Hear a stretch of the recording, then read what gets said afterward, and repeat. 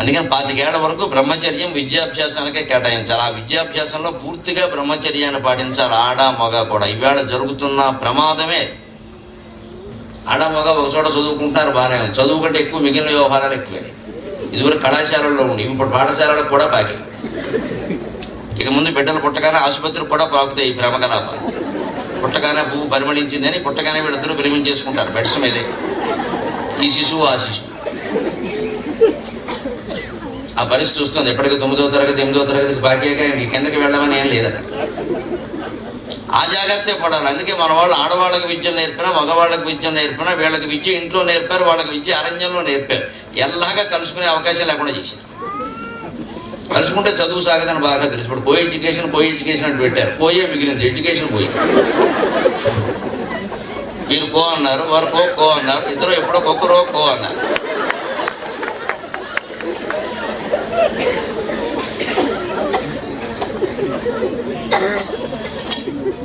ఇరవై ఏళ్ల యవ్వనంతో మెసమెసలాడిపోయే అమ్మాయి పక్కన కూర్చుంటే మగాడు తినగా ఎందుకుంటాడండి అజ్ఞానంగా? వాడి వయస్సు ఉండనిస్తుందా? వాడు ఏమైనా వశిష్ఠ మహర్షి, వామదేవ మహర్షి? మన అజ్ఞానమైన మాటలు ఇవన్నీ. విదేశీ వ్యామోహానికి లోనై తప్పే ఉందండి, కలిసి చదువుకుంటే తప్పే ఉందండి, భయం పోతుందండి, బెరుకుతనం సిగ్గు బిడియం అన్నీ పోయాయి. బెరుకుతనం పోతే పర్వాలేదు, అసలు సిగ్గు పోయింది, బిడియం పోయింది, ఏమీ అన్నీ పోయాయి. ఎవరు ఏమీ చెప్పడానికి వెళ్ళదు. తల్లి చెబితే తప్పు, తండ్రి చెబితే తప్పు. డాడీ నీకేం తెలియదు, మమ్మీ నీకేం తెలియదు. డాడీకి మమ్మీకి తెలియకుండానే వీళ్ళు పుట్టేశారు. ఎవరు పెద్దవాళ్ళు ఏం చెప్పడానికి వీల్లేదు. మమ్మల్ని అయితే నోరు మూసుకోమని చెప్పేవారు. అప్పటి నుంచి కూర్చున్నావు, మరి ఇప్పటివరకు తెలవలేదు. మా నాన్నగారితో మాట్లాడడానికి 2 రోజులు రిహార్సల్ వేసేవాళ్ళం, పెద్దలు ఎక్కి, అంత భయంగా ఉండేది. అది మళ్ళీ మా అమ్మని ముందు పంపించి పైలట్ కింద గొప్పడకపోయినా కనీసం కొట్టడం అనే విషయం తెలుసుకుని అప్పుడు నెమ్మదిగా కొనిగేవాడు. ఇప్పుడు ఇదేం లేదు, తండ్రి నెత్తిమి ఎక్కుతున్నారు వెళ్ళి. తండ్రి అంతకంటే గారాబం చేస్తున్నాడు. ఇంకేమవుతుంది? అందుకని వచ్చింది ఈ పరిస్థితి. పూర్వం విద్య లేకపోలేదు. ఎవరికి అవసరమైన విద్య వాళ్ళు నేర్పారు. భారతీయ స్త్రీలకు విద్య లేదంటారు. ఇంతకంటే తప్పుడు మాట ఇంకోటి లేదు. కైకేయీదేవికి రథసారథ్యం వచ్చు, అప్పుడే కదా ఆయన వరాలు ఇచ్చింది. సత్యభామకి రథసారథ్యం కాదు, యుద్ధం చేయడమే వచ్చు. క్షత్రియ స్త్రీకి యుద్ధం చేయడం ముఖ్యం, సారథ్యం ముఖ్యం. హోటల్ మేనేజ్మెంట్, క్యాటరింగ్ ఆవిడకి ఎందుకండి? MBA, MCA, MTech అవన్నీ సత్యభామకి దేనికి పని లేక. అదే విద్య. MTech చదివితేనే విద్య, MBA చదివితేనే విద్య, MCA చదివితేనే విద్య. వంట చేయడం విద్య కదా, నలుగురికి వడ్డించడం విద్య కదా. వంట అంటే విద్య ఒప్పుకోరండి. హోటల్ మేనేజ్మెంట్ అంటే ఒప్పుకుంటారు. క్యాటరింగ్, కుకింగ్ కొత్త కొత్త మాటలనే వాడాలి. చాకలి పని అంటే నామోషేయండి. MA వాషింగ్ అంటే ఒప్పుకుంటారు. MA వాషింగ్ కాదు, మరి అది చాకలి పనేగా అనకూడదు. చాకలి అనకూడదు, వాషింగ్ అనొచ్చు. క్షౌరం అనకూడదు, బ్యూటీ పార్లర్ అనొచ్చు. క్షౌరశాల అంటే తప్పు, బ్యూటీ పార్లర్ అంటే అక్కడ జరిగేదేదే. క్షౌరానికి ఇంటికి అతను వచ్చినప్పుడు 10 రూపాయలు పుచ్చుకునేవాడు, ఇప్పుడు 1000 రూపాయలు పుచ్చుకుని క్షౌరం చేస్తున్నాడు. ఆడ మగ ఇద్దరికి చేస్తున్నాడు. మంగళవారం శుక్రవారం కూడా లేదు. ఎంత పవిత్రంగా ఉన్నామో. అమావాస్య లేదు, ఆదివారం లేదు. మొత్తం అందరూ కత్తిరించుకుంటారు. ఎక్కడ జడ కనపడితే అందమైన పద్యం చెబుదామని 10 ఏళ్ళుగా చూస్తున్నా. జడ కనపడితే అన్నీ కొత్తిమీర కట్టలే ఉన్నాయి. అటు వేసిన కొత్తిమీర, ఇటు వేసిన కొత్తిమీర. అది కూడా కనీసం గోంగూర తోటకూర కూడా కాదు, కొత్తిమీరే. అటు పడదు, ఇటు పడదు. లేక నేను ఏడుస్తున్నాను, ఉండివాడు కత్తిరించుకో.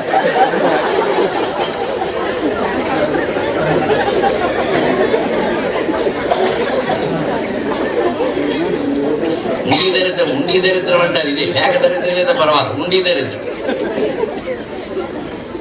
ఈ అనాచారాలన్నీ ఎందుకు వచ్చాయండి? ఏది విద్య ఇప్పుడు ఏం చెప్తారంటే మేడం, కొత్తగా ఫ్యాషన్ టైలరింగ్ విద్య, ఫ్యాషన్ డిజైనింగ్ విద్య.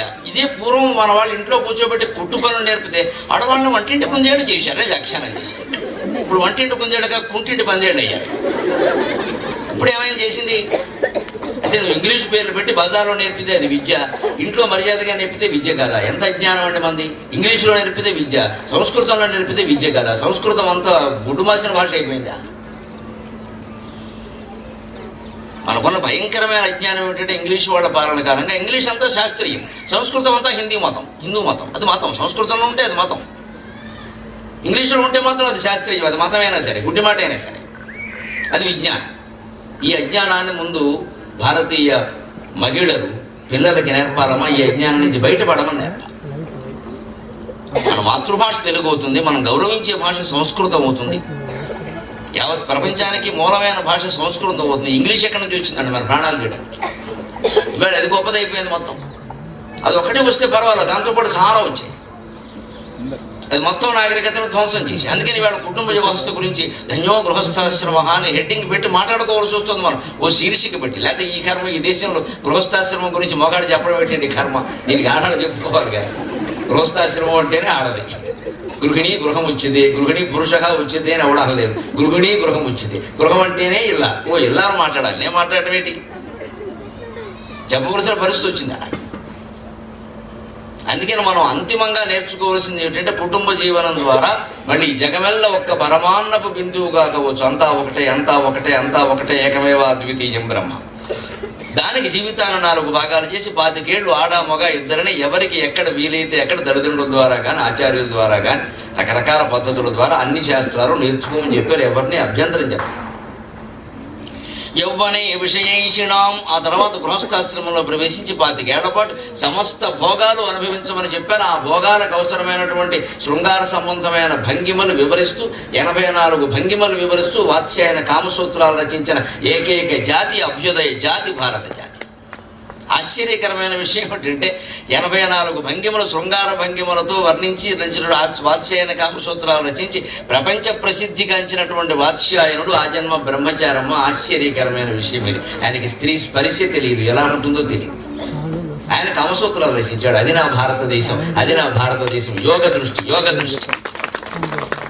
ప్రతిదాన్ని అనుభవించక్కర్లేదు, చూస్తే చాలు. ఒక తపస్సు చేసిన వాడికి తెలియని విషయం అనేది. మనకు ఆ తపస్సు తెలియకే ఏడుస్తున్నాం. ఏకాంతమే తెలియదు, మౌనమే తెలియదు, ధ్యానమే తెలియదు, ముందు నోరు మూసుకోవడం తెలియదు. ఇంక తపస్సులు ఏం తెలుస్తే, తపస్సుకు ముందు ధ్యానం, ధ్యానానికి ముందు మౌనం, మౌనానికి ముందు కాస్త ఏకాంతం. అసలు మనం ఏకాంతంగా గడపలేం ఇవాళ. ఏమిటో నలుగురు లేదే నాకు దోసదు, అదో వ్యాధి, డాక్టర్ చూపించుకో. నలుగురు లేదే నీకు దోసదు అంటే నలుగురు జడగొట్టాలి, తీసుకొచ్చి కూర్చోలేవనగా ఒక్కతు అబ్బే ఎవరినో పిలవడం. ఆశమ్మ పోషమ్మ ఆత్మస్థుతి పరనంద ఆహాహా ఈ 2 గంటలు అయ్యాక అన్నీ మాట్లాడుకుని ఇంకా మనం చేసేది ఏముంది మరి ఈ గంట 2 గంటలు ఎవరి స్వార్థం కోసం వాడు. అందుకే ఏ భోగాలకి, ఏ లైంగిక భోగాలు సహా వేటికి మన సంస్కృతి అభ్యంతరం చెప్పారు. పైగా ప్రోత్సహించింది. ఎవరినే విశేషణం, ఎవరిలో అనుభవించబోయే బాబు ఎవరు వద్దన్నారు. కానీ దానికి ఒక పరిమితి ఉంది కదా. 50 ఏళ్ళు దాటి వెంటనే వార్తకి మునివృత్తినా 40 ఏళ్ళు 50 ఏళ్ళు కూడా దాటే అంటే ఇక వార్ధక్యం వస్తుంది క్రమంగా. ఇంకా 50 ఏళ్ళు దాటాక పుట్టినరోజున 52 వచ్చింది, 56 వచ్చింది అనకూడదు. 56 వెళ్ళే ఏం చేసుకోవాలి, వెళ్ళే ఏం చేసుకోవాలి. పుట్టిన వచ్చింది ఇంకేం వస్తాయి, ఇంక రుచి వస్తుంది. ఇంకా 56 57 వచ్చింది, ఇంకో రావడం కాదు. ఇక్కడ మైనస్ కౌంటర్ డౌన్ మొదలు పెట్టాలి. 72 ఏళ్ళు పూర్ణాయుర్దాయం. భారతీయ జ్యోతిష్ శాస్త్రం ప్రకారం 72 ఏళ్ళు పూర్ణాయుర్దాయం. ఎందుకంటే శరీరంలో 72,000 నాడులు ఉంటాయి. 1000 నాడులకు 1 సంవత్సరం లెక్క జంజు శాస్త్రం ప్రకారం. అందుకని 72 ఏళ్ళు పూర్ణాయుర్దాయం. జాతకంలో పూర్ణాయుర్దాయం అన్నారంటే 100 కాదు, 72. 72 ఏళ్ల కంటే ఎక్కువ బతికిన వాడు ఎవరన్నా ఉంటే LIC బోనస్ ఇచ్చినట్టు లెక్క. సంతోషించాలి. అప్పటికి అందుకోవాలి జీవితత్వం అనేది. అందుకోకపోతే వృధా అది. అందుకోవడానికి ఏం చేయాలి? మెట్టు మీద మెట్టెక్కినట్టుగా 25 ఏళ్ళు బ్రహ్మచర్యంతో గడిపి విద్యలన్నీ నేర్చుకుని 25 ఏళ్ళు విషయోపభోగాలన్నీ అనుభవించి ఆర్థికంగా ఏదో ఉద్యోగమో వ్యవసాయమో వ్యాపారమో ఏదో ఒకటి చేసుకుని కుటుంబాన్ని పోషించుకుని ఆ పైన 50 ఏళ్ళు దాటాక వార్తకే మునివృత్తీనాం. 50 నుంచి 75 వరకు 72 ఏళ్ళు దాటే వరకు మునివృత్తీనాం. మౌనంగా ఉండు, మౌనంగా ఉండు. మునే కర్మ మౌనం. 50 ఏళ్ళు దాటిన ప్రతి ఒక్కరూ గుర్తుపెట్టుకోవాలి కుటుంబ వ్యవస్థలో. వీలైనంత మౌనంగా ఉండాలి, వీలైనంత మౌనంగా ఉండాలి. కొడుక్కి పెళ్లి చేసాం, వాడి సంగతి కోడలు చూసుకుంటుందమ్మా, నీకు అనవసరం, వదిలేయాలి ఆ విషయం. ఏమిటో పెళ్లి చేశాం కానీ మనం అసలు పట్టించుకోవడమే లేదు. ఇంకా సాగదీయద్దు ఇక్కడ. పట్టించుకోకపోవడానికే చేశాం. ఇంకేవాడు పట్టించుకునేది ఆమోదం. చేసింది మనమే, పెద్ద క్యాటరింగ్ ఇచ్చింది మనమే, కళ్యాణ మండపం మాట్లాడింది మనమే, అందరినీ పిలిచింది మనమే, పట్టించుకోలేదని ఏడుస్తున్నది మనమే. చేసుకునే వరకు వాడి ప్రాణం తీసింది మనం.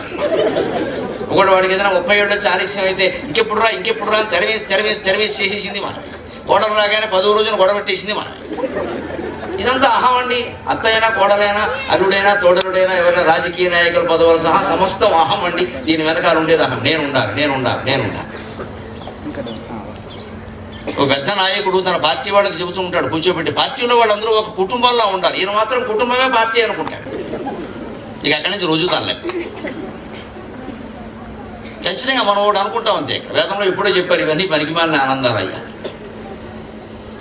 11 రకాల ఆనందాలు. మనుష్యానందం ఏం చెప్తారంటే, సత్యే తస్యేయం పృథివీ సర్వావిత్తస్య పూర్ణా స్యాత్ స ఏకో మానుష ఆనందక. ఈ భూమండలం మీద ఉండేటువంటి పంట అంతా ఒక్కడే అనుభవిస్తే, ఈ భూమండలం మీద ఉండే ధనధాన్య సమృద్ధి అంతా ఒక్కడే అనుభవిస్తే, ఈ భూమండలం మీద ఉండేటువంటి పదవులు పీఠాల భోగాలన్నీ ఒక్కడే అనుభవిస్తే, ఆ ఆనందం ఒక ముష్టివాడి చేతుల్లో 5 రూపాయలు బిళ్ళ పడినప్పుడు కలివాడికే వాడి ఆనందం ఎంతో ఇది అంతే అన్నాడు. ఇది ఏక మానుష ఆనంద. ఆ మానుషానందానికి 100 రెట్లు మనుష్య గంధర్వానందం, దానికి 100 రెట్లు దేవగంధర్వానందం, దాని 100 రెట్లు దేవతల ఆనందం, దానికి 100 రెట్లు ఇంద్రుని ఆనందం, దానికి 100 రెట్లు బృహస్పతి ఆనందం, దానికి 100 రెట్లు ప్రజాపతి ఆనందం. అన్నిటికంటే గొప్పది ఆ దానికి 100 రెట్లయింది సయేకో బ్రహ్మానందక. అన్నిటికంటే గొప్ప ఆనందం బ్రహ్మానందం.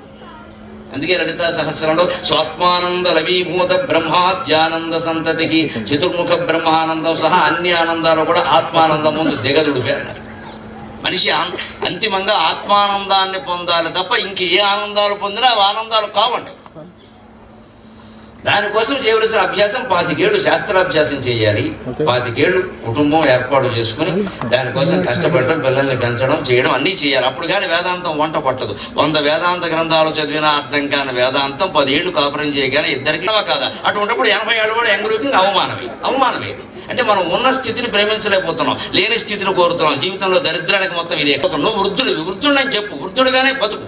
ఎందుకు యంగ్ అవ్వాలని చూస్తున్నావు నువ్వు? ఎందుకు ఎంగులకి కనుక ఈ అంటావు, మురిసిపోతావు, బుద్ధి లేదని చెప్పు. నేనంత ముసలాన్నాయని నీకు ఎంగా ఎలా కనపడుతున్నావు అడుగు. అది వేదాంతం. స్పష్టంగా నీ వయసు నువ్వే చెప్పండి. ఇంకా తగ్గించేస్తాడు. పైగా రిజిస్టర్లో ఎక్కువేశారంటాడు. ఇదో అబద్ధం మళ్ళీ. ఎందుకు ఎక్కువేస్తే మాత్రం ఎందుకు చెప్పాలి? ఇప్పుడు నువ్వు పని పట్టుకుని చెప్పాలి దాన్ని. ఎందుకని ఇంకా ఏదో పామేసుకుందాం. ఏం పామేసుకుంటావు? పూసుకున్నావు, రాసుకున్నావు. యమధర్మరాజు నీ కోసం రాసుకోవడానికి సిద్ధంగా ఉంటాడు. ఈ కాంక్షలు మనిషి నుంచి పోవాలి అంటే ఖచ్చితంగా వేదాంతం చెబుతుంది. యోగేనాంతే తనుత్యుజం. 70 ఏళ్ళు దాటే యోగ మార్గంలో శరీరం విడిచిపెట్టడానికి సిద్ధంగా ఉండవయ్యా. నువ్వు ఆడా మగ పేద గొప్ప నాకు అనవసరం. వదిలేయి. ఏం అడిగినా నా వల్ల కాదని చెప్పు, నేను చెప్పనని చెప్పు. మౌనంగా ఉండు, ధ్యానంలో ఉండు, తపస్సు చేయి. నమశివాయ నమో నారాయణాయ శ్రీమాత్రే నమః. ఈ నామం తప్ప నాకు ఇంకోటి తెలియదని చెప్పి ఎవరు అడిగినా సరే. బొమ్మ నాకుల బొమ్మ ఏదైతే అదో. ఇది 4 దిశలుగా సూచన చేశారు, 4 దశలు. ఇందులో ముఖ్యమైనది గృహస్థాశ్రమం. ఈ గృహస్థాశ్రమంలోన వేదాంతం ఎందుకు బాగా అర్థమవుతుంది అంటే, భమ్మెరపోతన గారు భాగవతంలో శివప్రార్థన రూపంలో చెబుతాడు. కుటుంబ నిర్వహణ ఎలా ఉండాలో, ఎలా ఉంటే గృహస్థాశ్రమం బాగా నడుస్తుంది. వ్రాలిన భక్తి మృక్యతను అవారిత తాండవ కేళికిన్ దయాశాలికి శూలికిన్ శిఖరిజాముఖ పద్మమయూఖమాలికిన్ బాల శశంకమౌళికి కపాలికి మన్మథ గర్వ పర్వతోన్మూలికి నారదాది ముని ముఖ్య మనస్సరసీరుహాళికిన్ వ్రాలిన భక్తి మృక్యదా. నా మనస్సును నీ పాదాల మీద పెట్టి నమస్కరిస్తున్నాను పరమేశ్వర. రాలిన భక్తి మృక్య అవారిత తాండవకేళికిన్ దయాశాలికిన్ శూలికిన్ శిఖరిజాముఖ పద్మమయూఖమాలికిన్ బాల శశాంకమౌళికి కపాలికి మన్మథ గర్వ పర్వతోన్మూలికి నారదాది మునిముఖ్య మనస్సరసీరుహాళికిన్ అని 8 లక్షణాలు చెప్పాడు. ఆ 8 మొత్తం గృహస్థాశ్రమం యొక్క నిర్వహణ అంతా. అవారిత తాండవకేళికిన్ దంపతులు ముందు గ్రహించాల్సిన విషయం, పెళ్ళి అవ్వగానే ఏదో ఇంకా అలా ఉంటుంది ఇలా ఉంటుంది అని ఊహించి ఎలా ఉంటుందో 40 ఏళ్ళుగా చూస్తూనే ఉన్నాం. అది ఏమి పెద్ద ఆనందదాయకమైన ఆశ్రమం అని చెప్పాలి. అనేక ఇబ్బందులు ఉంటాయి. అది ఒక తాండవం, బ్రహ్మాండమైన తాండవం. ఈవిడైనా ఆడేస్తుంది తాండవం, వాడైనా ఆడేస్తాడు. ఒకడు ఆడేస్తాడు. ఎవరికి వీలైతే వాడు ఆడేస్తారు. ఆదివారం అయితే ఇద్దరు ఆడేస్తారు. అది పరమేశ్వరుని తాండవం లాగా అవారత తాండవం. తాండవంలో ఎప్పుడు ఒక కాలు ఇటుపోతుంది, ఓ చెయ్యి ఇటుపోతుంది. జటాకటాక సంభ్రమ భ్రమన్ని లింప నిర్జరి విలోల వీచి వల్లరి విరాజమాన మూర్ధని ధగద్ధగజ్వలట పట్ట పావకి కిశోర చంద్రశేఖరే ప్రతిక్షణం మమ ధరాధరేంద్ర నందిని కుజగ్ర చిత్రభద్రక ప్రకల్పనైక శిల్పిని త్రిలోచనేరతిర్మమ అఖర్వ సర్వమంగళ కళాకదంబ మంజరి రసప్రవాహ మాధురీ విజృంభణా మధువ్రతం స్వరాంతకం పురాంతకం భవాంతకం మఖాంతకం గజంతకం ధకంతకం తమంతకం భజి జయత్వదభ్ర విభ్రమ భ్రమద్భుజంగమస్వస వినిర్గమక్రమ స్ఫురత్ కరాల భాలహ వ్యవాట్ ధిమిధ్వనం మృదంగ తుంగమంగళ ధ్వనిక్రమ ప్రవర్తిత ప్రచండ తాండవక శివః. ఇది ఒక ప్రచండ తాండవం. దీనికి అర్థంతో నిమిత్తం లేదు. ఆనందించి చప్పట్లు కొట్టారు లేదా? ఎవరికేం అర్థమైంది? నాకే అర్థం కాదు. గృహస్థాశ్రమం అంటే ఏమీ అర్థం కాదు. ఎందుకు చేసుకున్నామో అర్థం కాదు, ఎందుకు పిల్లలకి అన్నామో అర్థం కాదు, వాళ్ళకి ఎందుకు పెళ్లిళ్ళు చేసామో అర్థం కాదు. కానీ ఏదో ఆనందం. అందుకే తాండవం నడిపోతుంది. తాండవం ఏమర్థమైంది? కొట్టేసారు చప్పట్లు పెద్ద. ఒకడు వచ్చి వేదిక మీదకి అర్థం చెప్పండి, నేనే ఉడుకుతా. కానీ బాగుంది అంతే, వినడానికి బాగుంది. పెళ్లి కూడా అంతే, వినడానికి బాగుంటుంది. బాధ్యాలు బాగా మోగుతాయి, 16 రోజులు మోగుతాయి, తర్వాత వీడి వీపు మీద మోగుతాయి.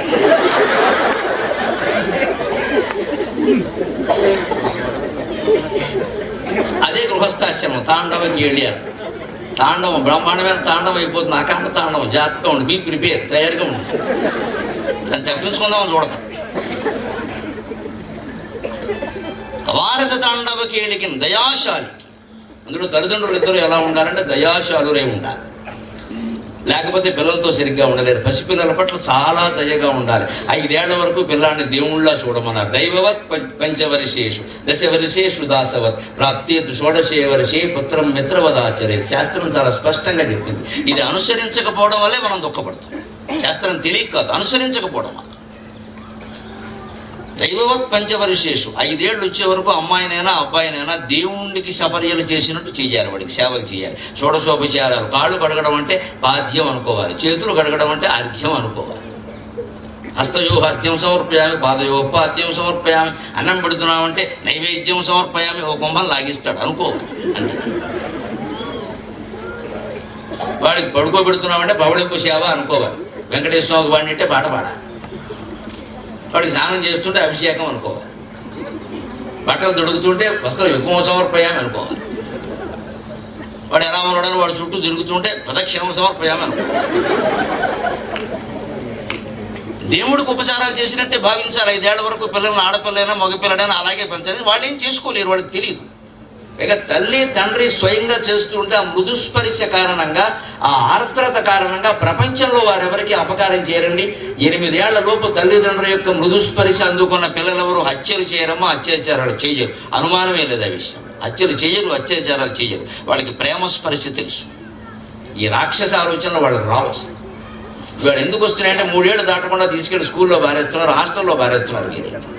ఆలోచించండి. 4 ఏళ్ల లోపు వాడిని హాస్టల్లో బారేయడం తప్పు కానప్పుడు వాడికి 40 ఏళ్ళు వచ్చాక మన వృద్ధాశ్రమంలో బారేస్తే తప్పే ఉందండి. మనం చేసిందే వాడు చేశాం. కారణం అదే. అది మానేసేసి పిల్లలు చూడటం లేదు. ఎందుకు చూస్తాను? నువ్వు చూసావాళ్ళని. అది 2.5 ఏళ్ల వాడికి స్కూల్ ఏమిటండి? 5 ఏళ్ళు వచ్చే వరకు మమ్మల్ని ఎవరిని బడిలో వేలా. మాకు తొడిగిన బొట్ట ఏమిటంటే దక్షిణామూర్తిలాగా ఒక గోచి. మా అమ్మ చినిగిపోయిన రైక. అది కూడా మా అమ్మ చినిగిపోయిన రైక. అది ఎలాగో పనికిరాదు కదా అని మాకు తొడిగి. కానీ చినిగిపోయిన రైకలను గోచీలుగా తొడిగిన వాడు ఇవాడు 300 అష్టావధానాలు, 10 శతావధానాలు, ఒక సహస్రావధానం చేసి జగద్విఖ్యాతిగా ఇచ్చాడు. దానికి నా తల్లి రైక కారణం. ఆవిడికి నమస్కారం, ఆ వస్త్రాలకి నమస్కారం. ఎక్కడ మా కోసం కొత్త గుడ్డలు ఏం కొనలేదు, హడావుడి చేయలేదు. ఇవాళ మొదటి పుట్టినరోజుకే 10 లక్షల ఖర్చు. దాన్ని టీవీలో చూపించడం. అది బర్త్డేయో ఏండయో వాడికి తెలియదు, మనకి తెలియదు. ఓ కేక్ పోయి, పేక్ పోయి అక్కడ దీపాలు పెట్టి ఆర్పించడం ఇదో పెద్ద అసమర్థపాచారం. దీపాలు ఆర్పడం ఏంటంటే కొంపలార్పణ అలాగా. పైగా వాడికి 10 ఏళ్ళు వస్తే 10 దీపాలు పెట్టి అర్పించడం. మొత్తం 10 కొంపలు ఒకసారి అర్పించాలి. ఇది ఏమైనా మంగళాచారమా, అమంగళాచారమా తెలిసిపోవట్లా. దీపాలు పెట్టి దీపం పెట్టడం అంటే ఉద్యోగం ఇప్పించడం కింద లెక్క. ఆయన మా ఇంట్లో దీపం పెట్టారండి అంటారు. అంటే మన కుటుంబం నిలబెట్టారు. కుటుంబం నిలబెట్టడానికి దీపం పెట్టండి అని చెబితే కుటుంబాశ్రమంలో, గృహస్థాశ్రమంలో ఉండి మనం పిల్లల చేత కేకులు కోయించి దీపాలు అర్పిస్తున్నాం అంటే మనం ఏ సంస్కృతిలో ఉన్నాం, ఎలా ఆలోచిస్తున్నాం? పిల్లలకి దీపాలు పెట్టడం నేర్పుదామా, ఆర్పేయడం నేర్పుదాం? మళ్ళీ ఇదే మనుషులు మళ్ళీ కార్తీక మాసం వచ్చారు మొత్తం గుళ్ళో తయారైపోతారు. 1 కోటి దీపాలు పంచిన చీరలు అంటుకుపోయినా పెట్టేస్తారు. పుట్టినరోజునేమో దీపాలు అర్థం. కార్తీక మాసం ఒకటేనా దీపం, ఇంకెప్పుడు ఉండదా? దీపాలు పెట్టడానికి కార్తీక దీపం ఇంకెప్పుడు పెట్టకూడదా? అదేమో దర్శనం పెట్టినట్టు ఏడాదికి ఒకసారి పెడతారు. రోజు దీపం పెట్టాలి కదా. ఆ దీపం గొప్పది కదా. ఆ దీపం వెలుగులోనే కదా మనకి ఏదైనా కనపడేది. అలా దీపం పెట్టడం గొప్పదని చెబితే పిల్లలకి తెలీదా? అది గ్రహించగలగా. అందుకని దయాశాలికి ఇద్దరు దయగానే ఉండాలి. 5 ఏళ్ల వరకు అలాగే పెంచాలి. అంతేకాదు శూలికి వెంటనే శివుడు ఎంత దయామయుడో అంతగా పరాక్రమం కూడా చూపిస్తాడు. అవసరమైతే వేసి పారేస్తాడు. ఆయన దగ్గర 3 అంచుల ఆయుధం ఉంది, త్రిశూలం. అంటే 3 అంచుల ఆయుధం ఎందుకుంటే సత్వ రజస్తమో గుణాలను ఒకేసారి నశింపజేయాలంటే 3 అంచుల ఆయుధం ఉండాలి. మోక్షం పొందాలి అంటే 3 గుణాలని ఒకేసారి నశింపజేయాలి, గుణాతీతంగా ఎదగాలి. అందుకే శివుడు త్రిశూలం ధరిస్తాడు. విష్ణుమూర్తి ఆయుధం వేరు, దానికి వ్యాఖ్యానం వేరు. సుబ్రహ్మణ్యేశ్వర మహాశక్తి ఆయుధం బల్యం, దాని ఆయుధం, దాని వ్యాఖ్యానం వేరు. శివుడు ఆయుధానికి ఉద్దేశం ఏంటంటే 3 అంచులు ఎందుకుంటే సత్వరజస్తమో గుణాలు 3, ఈ 3 మెదడులో ఉంటాయి, మనసులో ఉంటాయి. ఈ 3 ఒకేసారి అణిచివేస్తే గుణాతీతగా గుణానేతవాన్ అతీత్యత్రీన్ దేహీ దేహ సముద్భవాన్ జన్మ మృత్యు జరా దుఃఖేర్ విముక్తో అమృతమశ్రుతే. భగవద్గీత గుణత్రయ విభాగం. అందుకోసం త్రిశూలం. అంచేత శూలికన్ ఇంట్లో సంసారంలో ఎలా ఉండాలి దంపతులు అంటే దయ చూపించాలి పిల్లల దగ్గర. అవసరమైతే చెంప వాయించేందుకు సిద్ధంగా ఉండాలి, భయపడకూడదు. వాడు ఏమనుకుంటాడో, ఇప్పుడు ప్రతివాడికి 10 ఏళ్ల కుర్రాన్ని చూసి వాడు భయపడ్డాక తండ్రే భయపడుతున్నాడు. ఇంచుమించు 10 ఏళ్ల వరకు వాడు మనకి భయపడతాడు, వాడికి 20 రాగానే వాడికి మనం భయపడుతున్నాం. జీవితం అంతా సరిపోయింది భయపడటం, భయపెట్టడం. ఈ తల్లిదండ్రులకే పిల్లలు భయపడాలనే విషయాన్ని చిన్నతనంలోనే కాస్త అలవాటు చేయాలి. తోలు ఊడుతుంది వేషాలు వేస్తే ఈ సమయానికి ఇంటికి రావాల్సిందే, లేకపోతే నిలబెట్టేస్తా బయట అన్నట్టుగా ఉండాలి. వీళ్ళు తల్లిదండ్రులు పిల్లల్ని ఏమీ అనకపోగా ఉపాధ్యాయులు ఎవరన్నా అంటే ఒక క్యాస్ట్ ఫీలింగ్ వేసుకుని వెళ్ళిపోతున్నారు. అక్కడ మా వాడిని అంటావా, మీకు అందుకోసం డబ్బులు కట్టావా అంటే తల్లిదండ్రులు అనరు, ఉపాధ్యాయులు అనరు. మరి వాడు ఎలా బాగుపడాలమ్మా, దయచేసి ఆలోచించండి. ఎలా బాగుపడాలి? ఎవరు ఏమీ అనకుండా, ఎవరు ఒక దెబ్బ వేయకుండా, నా వయసు ఉన్న వాళ్ళు ఎవరైనా ఇప్పుడు ఎవరైనా అనుభవాలు ఉన్నాయేమో చెప్పానంటే, మమ్మల్ని ఎవరు కొట్టలేదండి, మా ఉపాధ్యాయులు కొట్టలేదు, మా అమ్మ నాన్న కొట్టలేదు అన్నవాళ్ళు ఒక్కళ్ళు కూడా ఉండరండి. అందరూ కొడితేనే ఎంత వాళ్ళం అయ్యామమ్మా, అందరూ తిడితేనే ఎంత వాళ్ళం. ఎవరు అదుపులో పెట్టుకున్నా మనిషి ఎలా వెతుకుతారండి? కలుపు మొక్కలను తీసేయకపోతే, కంచి వేయకపోతే మొక్క నిలబడుతుందా? ఆ జాగ్రత్త తల్లిదండ్రులు తీసుకోవద్దు. దానికోసం ఓ దెబ్బేస్తే తప్ప, ఓ మాట అంటే తప్ప. పిల్లల మనోభావాలు దెబ్బతింటే, బొడ్డుడు అన్న వాడికి మనోభావాలు ఉంటాయి ఈ దేశంలో. 70 ఏళ్ళు వచ్చిన వాడికి ఏ భావాలు ఉండవు, మూల మారేస్తారు బట్టల మూటలాగా, పాత బట్టల మూటలాగా. వాడికి మనోభావాలు ఉండవు. వాడి చేతిలో టీవీ రిమోట్ లాగా పిల్లలకి ఇచ్చేస్తున్నారు, పెద్దవాళ్ళ చేతిలో తీసుకుని. మీకు ఇప్పుడు టీవీ అవసరమా అంటారు. వాళ్ళకి కాకపోతే ఎవరికి అవసరం అండి? పెద్దవాళ్ళకి కాకపోతే పిల్లల్ని ఆగమని చెప్పాలి. మా అమ్మ తాతయ్య చూస్తున్నారు, నువ్వు ఆగు, వాడు చూసిందే నువ్వు కూడా చూడు, దండం పెట్టని చెప్పాలి. ఖచ్చితంగా తల్లిదండ్రులు చెప్పాలి. తల్లిదండ్రులు చెబుతున్నారు ఇక్కడ వచ్చి, మీకు ఎందుకమ్మా వాడికి ఇచ్చేయండి, వాడు చూడాలి కదా అంటే పిల్లల చేతుల్లో బానిసలు అయ్యారు తల్లిదండ్రులు. పిల్లల మనోభావాలకు ప్రాధాన్యం, పెద్దవాళ్ళ మనోభావాలు వదిలేండి. కుటుంబ వ్యవహారాల్లో పెద్దవాళ్ళు కల్పించుకోకుండా ఉంటే వాళ్ళకి మంచిది. కానీ వీళ్ళు ఎలా ఉండాలి సలహా అడుగుతూ ఉన్నారు. వాళ్ళని ఇంట్లోంచి బయటకు పెడుతున్నారు, భార్యాభర్త ఏ సినిమాకో దేనికో పెడుతున్నారు. పెద్దవాళ్ళు ఎలాగో రాలేరు, ఇంట్లో ఉంటారు. 80 ఏళ్ల తల్లి, 85 ఏళ్ల తండ్రి ఉన్నారండి, ఇద్దరు ఉన్నారు. లేదు దురదృష్టం అయితే పోనీ ఒక్కరే ఉన్నారు. వాళ్ళ దగ్గరికి వెళ్ళి అమ్మ మేము బయటికి వెళ్ళి వస్తామంటే ఆ తల్లి ఆనందించదా? వద్దు వెళ్ళడానికి వీల్లేదు అని అంటుందా? అనలేదు ఆవిడ, కానీ చెప్పినందుకు ఆనందిస్తుంది. ఎవరైనా వస్తే మా అబ్బాయి నాకు చెప్పి కానీ ఎక్కడికి వెళ్ళడండి, గౌరవం, దానికేముంది నష్టం? ఎలాగో వాళ్ళు కాదని అనరాయి. ఆ మాత్రం ప్రాధాన్యం పెద్దలకి ఇవ్వద్దా? ఒకే టీవీ ఒంట్లో ఉన్నప్పుడు కాస్త వాళ్ళే చూడమని చెప్పి వాళ్ళు కూర్చోమంటే సరిపోదు, వాళ్ళు నేర్చుకుంటారు. ముందు పెద్దవాళ్ళకి ప్రాధాన్యం అని నేర్చుకోవాలంటే ఇంట్లో 40-50 ఏళ్ల వయస్సు మధ్యలో ఉన్న తల్లిదండ్రులు వాళ్ళ తల్లిదండ్రులను ముందు గౌరవించాలి. పిల్లల ముద్దు ముచ్చట కాదు, పెద్దవాళ్ళ ముద్దు ముచ్చట ముఖ్యం. అప్పుడు ఈ పిల్లలు నేర్చుకుంటారు ఖచ్చితంగా. అయిపోయి నాన్నగారు ఎప్పుడు మా అమ్మగారి గురించి చెప్తారు, మా అమ్మగారికి మాట్లాడతారు, నేను అలాగే చేయాలని. ఇక ఈ తల్లిని చూడమని నా కొడుకు చెప్పక్కర్లేదు. నేను మా అమ్మని ఎలా చూశానో మా పిల్లలు మా ఆవిడని అలాగే చూస్తారు, నేను చెప్పక్కర్లేదు. వాడు చూశారు. సాయంత్రం 6:30 వేసరికి నేను ఇంట్లో ఉంటే ఖచ్చితంగా మా అమ్మగారి దగ్గర చేరేవాడిని. అంతే, నా దగ్గర ఉన్నంతకాలం అంతే. వాడు అక్కడ ఖచ్చితంగా ఎవరి మనసమే పడుకుంటే నేను అక్కడికి వెళ్ళి అమ్మ అంటే నాకేం కాళ్ళు నొప్పులను రోజు వస్తావురా, నాకు కాళ్ళు నొప్పులు ఏం లేవురా అని నన్ను శ్రమ పెట్టడం ఇష్టం లేక నేను అనేవాడు సరదాగా, నీ కాళ్ళు నొప్పులు లేవమ్మా, నాకు వేళ్ళు నొప్పులు ఉన్నాయి, నీ కాళ్ళు నొక్కితే నా వేళ్ళు నొప్పులు తగ్గుతాయి. ఇదో చమత్కారం, ఏదో చమత్కారం కూర్చో అనేది. సరదాగా ఆవిడ ఆ మాట మర్చిపోవడానికి ఓ పాట పాడమ్మా అని 90 ఏళ్ళ ఆవిడ ఏదో పాడేది, నేను అంతకంటే ఏదో మెచ్చుకునేవాడు, సంతోషించేది. ఇప్పుడు ఆవిడ మరి సినిమాలో అవకాశం ఇస్తారా పాడమని నేను ఇవ్వకపోతే? ఆవిడ పాడమని ఎవరు అడుగుతారండి? నేను అడగకపోతే సినిమా వాళ్ళు వచ్చి అడుగుతారా వెమ్మగారి చేత పాట పాడించు? దానికి ఆవిడ పొంగిపోయేది విపరీతం. ఇదంతా చూసిన నా పిల్లలు రేపు నా భార్య పట్ల వేరే రకంగా ప్రవర్తిస్తారనే అనుమానం నాకేం లేదమ్మా. నేను చేయగలిగిన నాకు చేసాను, తేడా వస్తే వాడికి నేనేంటి.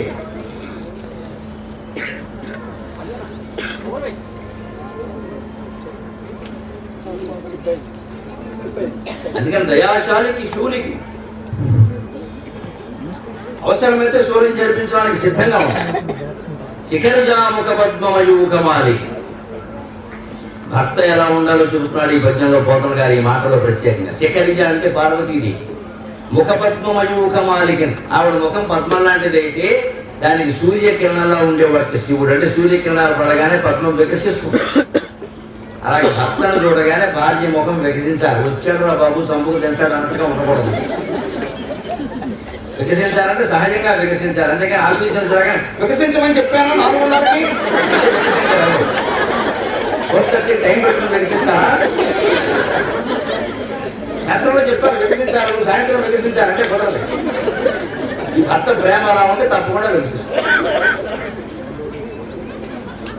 ఎలా ఉండాలో కూడా చెప్తున్నాడు. ఎంతటి శివుడు అంత శూలం పట్టినవాడు, రాక్షసులను సంహరించిన వాడు సైతం ఎలా ఉండేవాడు. పార్వతీదేవి దగ్గరికి వచ్చేసరికి ప్రేమ ప్రేమ ప్రేమ. ఇంకో మాట ఆ మనిషిలో ఉండేది కాదు.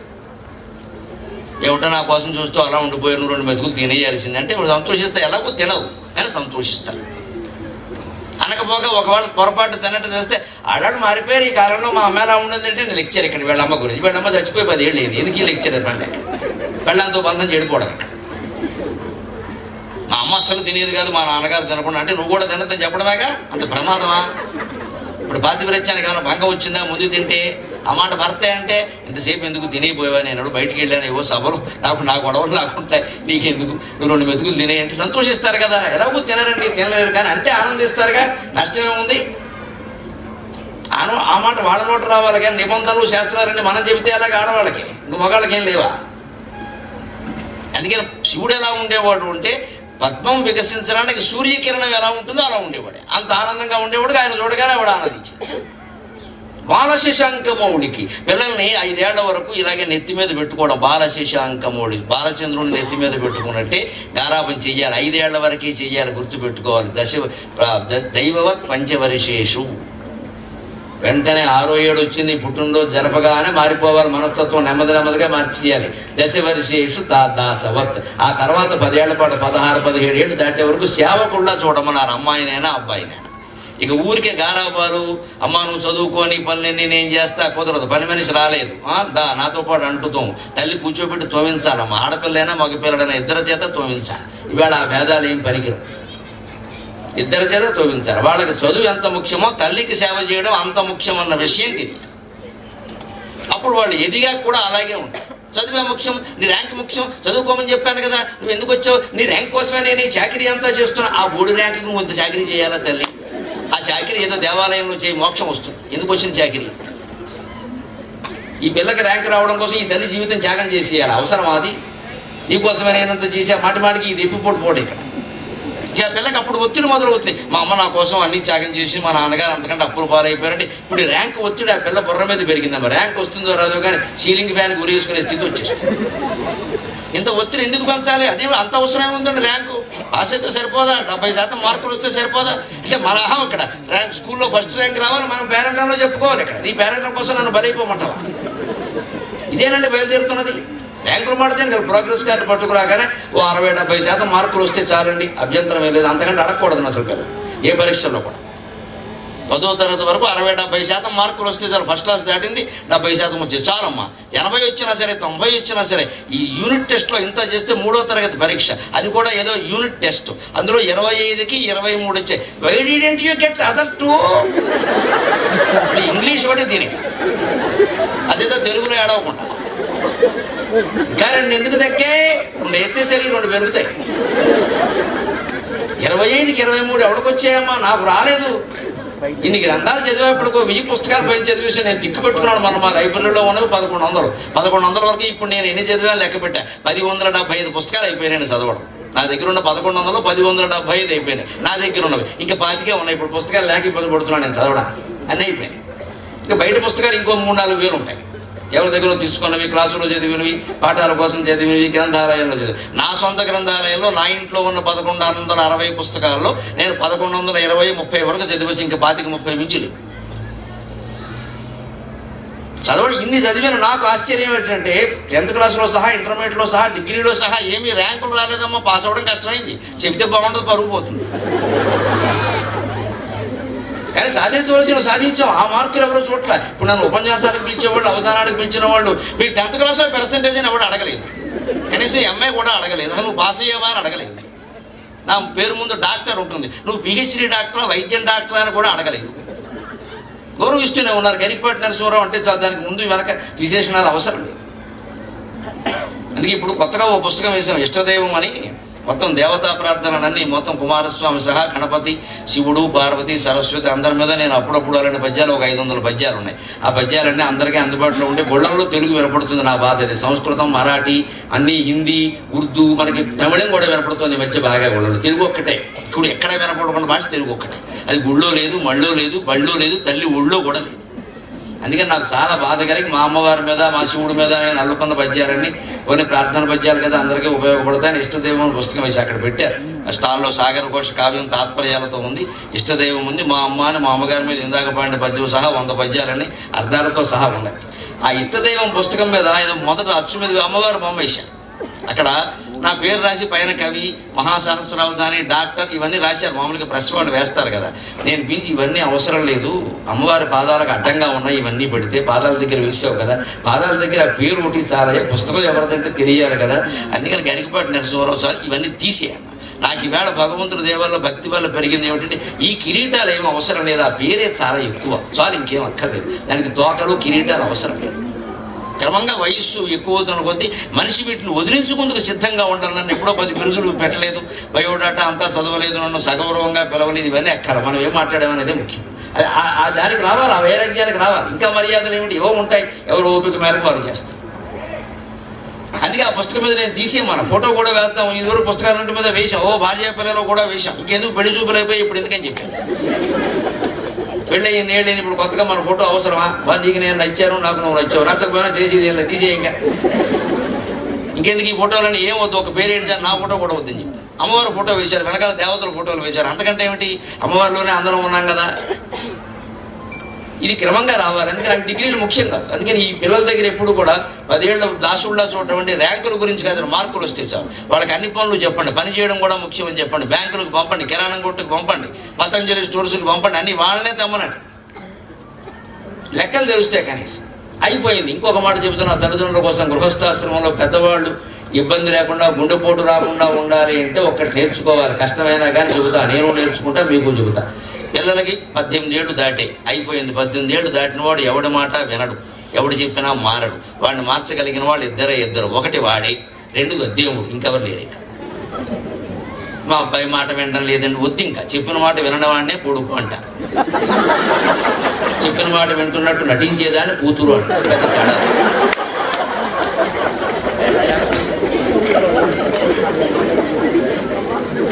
వీడు వినడు, అది వినదు. కానీ వీడు మగాడు మూలాన్ని వినడని చెప్పేస్తాడు. అది ఆడపిల్ల కదా, ఓకే డాడీ, ఓకే డాడీ, బయటికి వెళ్ళి జుట్టు పీకే డాడీ.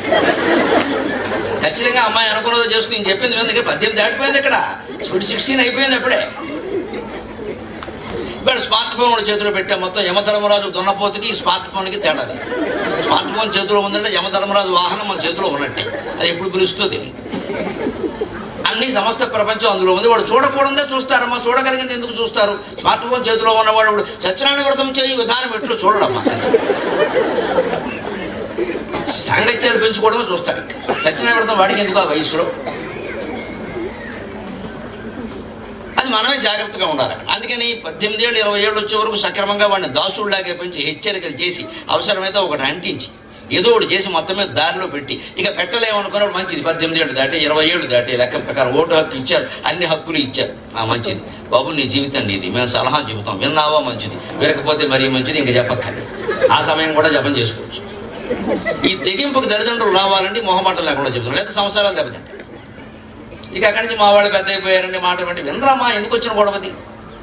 వినరు, వింటే మంచిది, వినకపోతే మరీ మంచిది.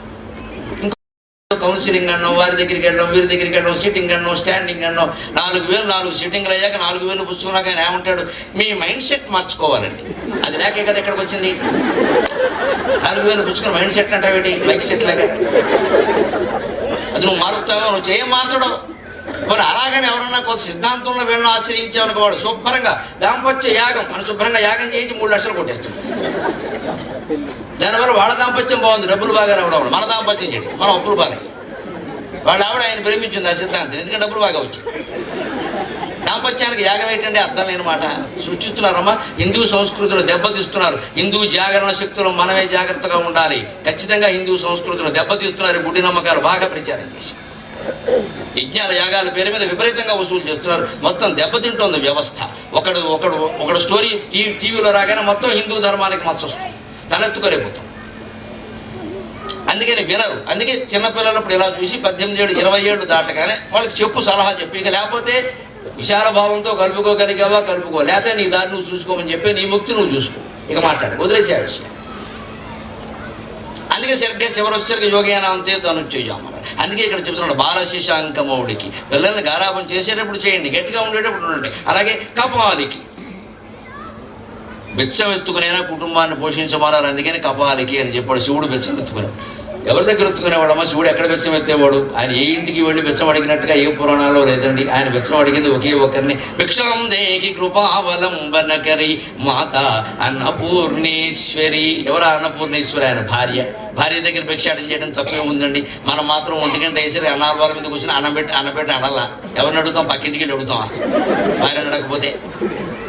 ఆయన భార్యను అడిగాడండి. ఆయన భార్య అన్నపూర్ణేశ్వరి. ఎవరిని భిక్షాటం చేయలేదా? కానీ కుటుంబాన్ని పోషించుకోవడం కోసం భిక్షాటన కూడా సిద్ధపడ్డాడు. మనం ఏదైనా చేసి మొత్తం మీద కుటుంబానికి మగవాళ్ళ ముందు బాధ్యత వహించాలి, ఆడవాళ్ళ బాధ్యత తర్వాత. మన సంస్కృతి ప్రకారం మగవాళ్ళ ముందు బాధ్యత వహించాలి. సంపాదించకపోతే ముందు మగాళ్ళని అడుగుతారు లోకం, ఆడవాళ్ళని అడగరు వెంటనే. ఏదో ఆయన ఏదో కాలు చేయలేని పరిస్థితుల్లో ఏదో ఇబ్బందులు ఉంటే వీళ్ళని అడుగుతారు, చూసుకోవాలి కదమ్మా అంట. ఏదైనా చేసి మొత్తమే సంపాదించాలి. కపాలి ఇంత ఎందుకయ్యా? మన్మథ గర్వ పర్వతోన్మూలకి ఈ దంపతులిద్దరూ కూడా 25 ఏళ్ల పాటు సమస్త మన్మథ భోగాలు అనుభవించవచ్చు, ఎవరు కాదని అనలేదు. దానికోసమే శాస్త్రాలు రచించాడు, దానికోసమే శృంగార కావ్యాలు రాశాడు. అవి చదువుకోవాలి, ఆ వయసులో ఆనందంగా గడపాలి.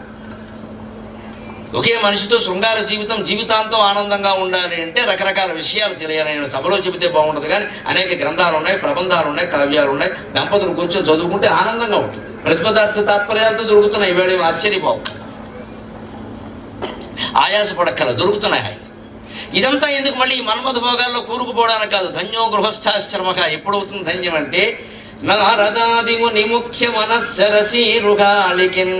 నారదాది మునిముఖ్యులందరూ మనస్సు అనే పద్మంలో ఏ పరమశివుడిని సేవిస్తున్నారో ఆ పరమశివుడికి నమస్కారం అన్నాడు గమరపోతన గారు. అంటే మనం కూడా గృహస్థాశ్రమం చివరిలో నారదుడులాగా, వశిష్ఠులాగా, త్యాగరాజస్వామిలాగా మోక్షం కోసం ప్రయత్నం చేయాలి. భక్తి జ్ఞాన వైరాగ్యాలతో మోక్షం కోసం ప్రయత్నం చేయాలి. దానికి 3 ముళ్ళు వేసిన మర్నాడే ప్రయత్నం మొదలు పెట్టాలి. ఆ చివరి వరకు ఆశ్రమ ధర్మాలు బాగుండాలి అంటే గృహస్థాశ్రమమే మూలం. అందుకే కొత్తగా పెళ్లి కూతురై కాపురానికి వచ్చిన సీతతో రాముడు ఎలా ఉంటున్నాడో వాల్మీకి చెబుతాడు. ప్రియాతు సీతారామస్య దారా పితృకృత ఇతి. ప్రియాతు సీతారామస్య దారా పితృకృత ఇతి. గుణాద్రూపగుణాచ్చాపి ప్రీతిర్భూయోభివర్ధత. రాముడికి సీత అంటే చాలా ఇష్టమైంది. నన్ను చాలా ఇష్టపడుతున్నారు స్వామి, ఎందుకు, ఏమి కారణం అంటే ఆడవాళ్ళు అడుగుతారు సహజంగా. అంటే నువ్వు అందంగా ఉన్నావు ఏదో చెప్తారేమో ఒక ఆశ. ఎందుకు చెప్తాడు? రాముడు చాలా తెలియను. నేనంటే ఎందుకంటే మీ ఇష్టం, మీ ఇంటికి కొత్తగా వచ్చాను కదా, నన్ను ఎంత ఇష్టపడుతున్నారు అంటే, దారా సీత నాకు తెలియదు, నువ్వెవరో నాకు తెలియదు, నేనెవరో నీకు తెలియదు, కానీ ఇది మా గురువు విశ్వామిత్రుడు చేసిన సంబంధం కదా. మిథిలానగరపు రాజకుమార్తెవి. నా గురువు నాకు ద్రోహం చేస్తాడా? నాకు చదువు చెప్పిన ఆయన నాకు ఎటువంటి అమ్మాయిని చూడాలో ఆయనకి తెలియదా? అందుకని ఇది గురువులు పెద్దలు చేసిన ఎంపిక. మా తల్లిదండ్రులు అంగీకరించిన వివాహం. దశరథ మహారాజు కౌశల్య వస్తే కానీ నేను పెళ్లి చేసుకోనని చెప్పాడు రాముడు. న్యాయంగా క్షత్రియ వంశాచారం ప్రకారం మగ పెళ్లి వారు పెళ్లికి రారు. ముఖ్యంగా క్షత్రియుల్లో ఇప్పటికి కూడా కొన్ని చోట్ల ఆడవాళ్ళు అసలే పెళ్లికి రారు. కొడుకు పెళ్లికి తల్లి వెళ్ళదు, మగవాడే వెళతాడు, తల్లి వెళ్ళదు. అది ఆచారం అన్నమాట. కానీ అలాంటి సందర్భంలో కూడా కౌశల్య సహా కైక సహా అందరూ వస్తే కానీ నేను చేసుకోనని చెప్పాడు. అలాగే అందరూ వచ్చారు, వాళ్ళందరూ అంగీకరించారు. ఇది తల్లిదండ్రులు చేసినటువంటి పెళ్లి, అందుకే నేను ఇష్టపడుతున్నాను అన్నాడు. సీత ఒక రకంగా సంతోషించింది, ఒక రకంగా ఏమనుకుంది? తల్లిదండ్రులకి నచ్చింది కాబట్టి నచ్చాను కూడా, నా అంతటి నేను నచ్చలేదు. అందుకే నా అంతటి నేను నచ్చేలా చేసుకోవాలని ఆవిడ ఏం చేసిందట? గుణాద్రూపగుణాచ్చాపి ప్రీతిర్భూయోభివర్ధత.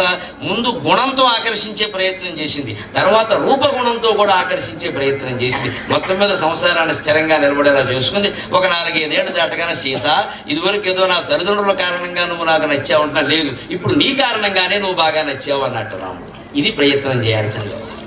కొత్త దంపతులు ఇద్దరు కూడా ఒకరినొకరు ఆకర్షించడానికి రూపంతోనూ గుణంతోనూ ముందు ప్రయత్నం చేయాలి. ఓ చీర ధరిస్తున్నారు, కొత్తగా పెళ్ళి అయిన వాళ్ళు బట్టలు కట్టుకుంటారు, ఇది మా ఆయనకి నచ్చుతుందా నచ్చుదా, నా చీర కట్టుకోవమ్మా, ఏమైంది?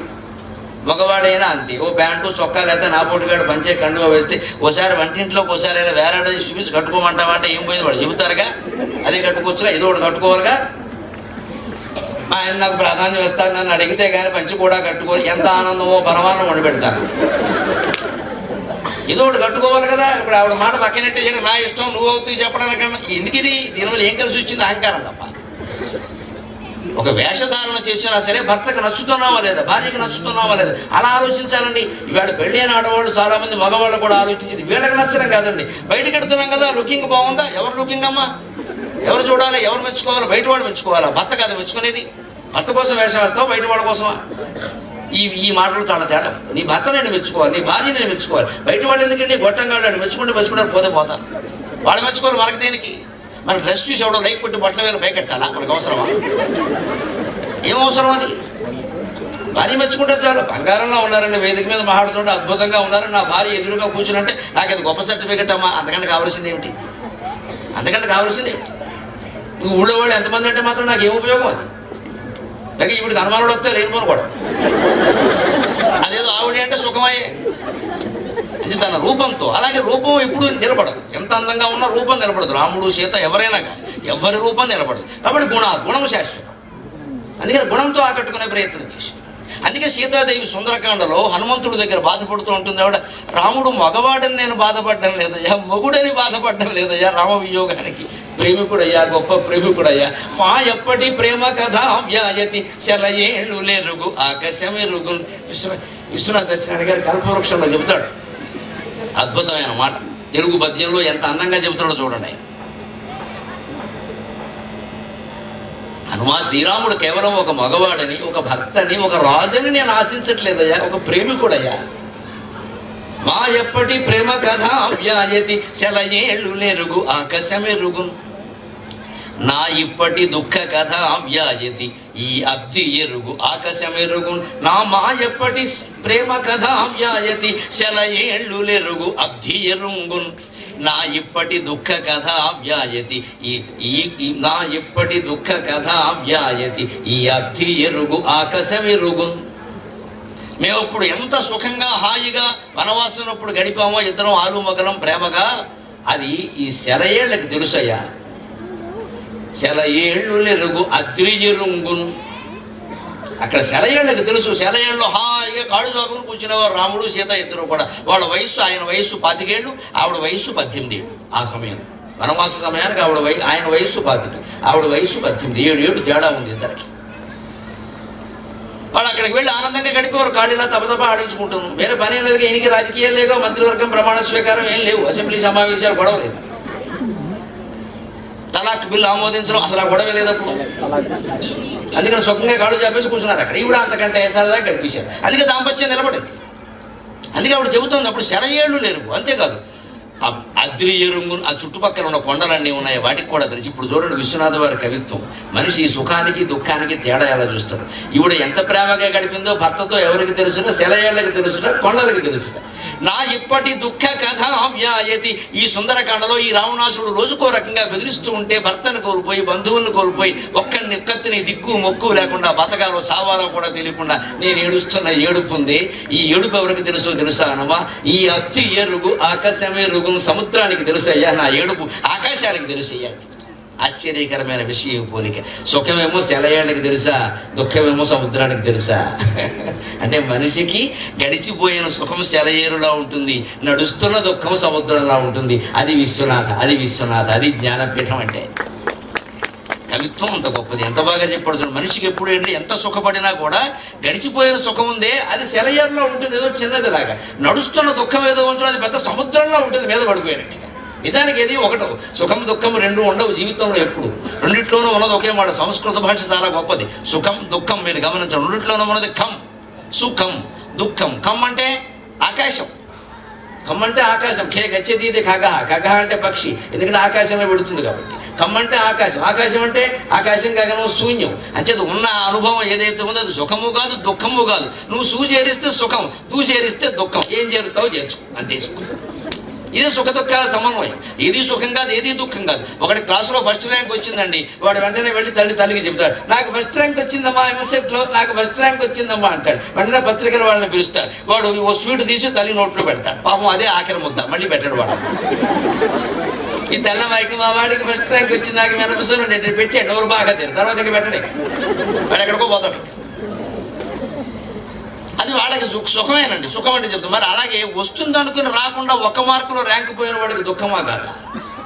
1000కి 992 మార్కులు వచ్చాయి అనుకుందామండి. ఎవరికైనా ఫస్ట్ ర్యాంక్ అని వేశారండి పేపర్లో, వాడికి ఎంత సుఖం ఉంటుందో 991 వచ్చి ఆ మొదటి స్థానం కోల్పోయిన వాడికి అంత దుఃఖం ఉంటుందా ఉండదా? అంతకంటే ఎక్కువ దుఃఖం ఉంటుంది. ఆ సుఖాన్ని మించిన దుఃఖం ఉంటుంది, కేజీల్లో కలవగలిగింది.